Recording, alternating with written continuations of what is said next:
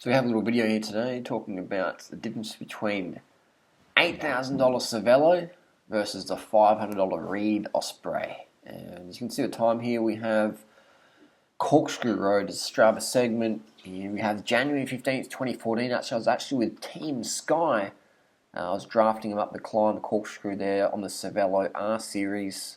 314 watts to 945, and just recently went out on the Reed Osprey, the $500 9.3 kilo alloy bike. I did a 949. Got an extra, how many watts we got there? Extra 11 watts I had to put out to ride a similar time, but I was drafting Team Skies, and I was probably maybe a kilo lighter, maybe a kilo and a half lighter on the January Cervelo effort.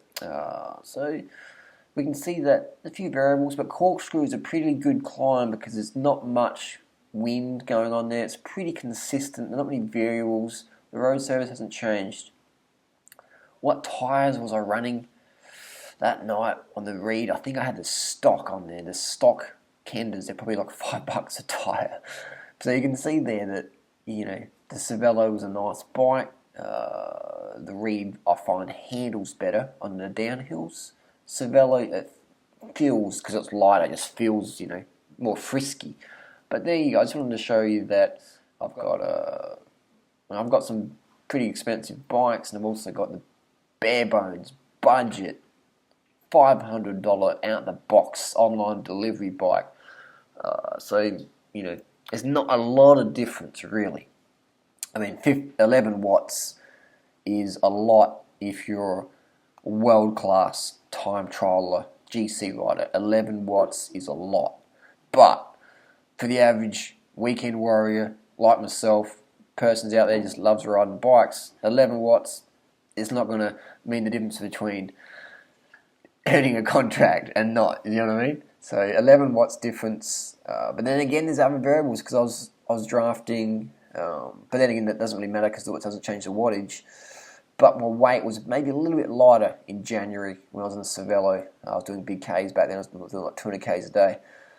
And I wasn't on steroids. So I was a bit lighter back then. But similar times. So what do you get for your money when you pay $8,000 versus $500? Well, the truth is, not many people can tell you this truth.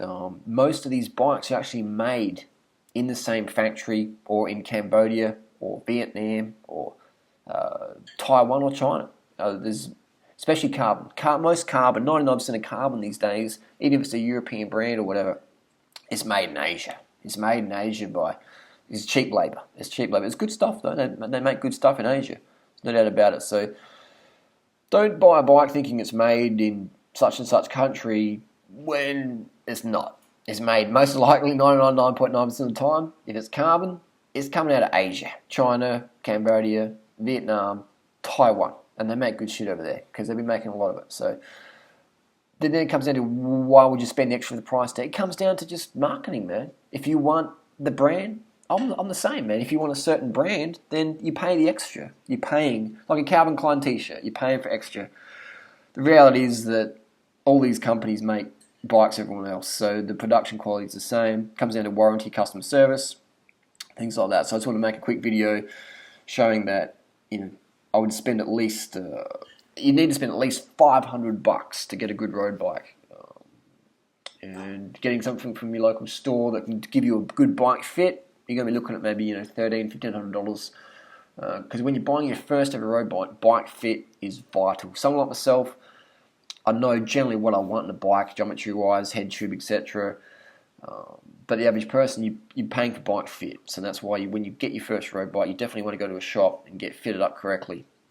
But don't think, if you're out riding your bike, let's say you buy your bike from the bike shop, you get a Giant Defy or a Giant Avail or whatever, which is a popular model I push, just because it's great value and great performance.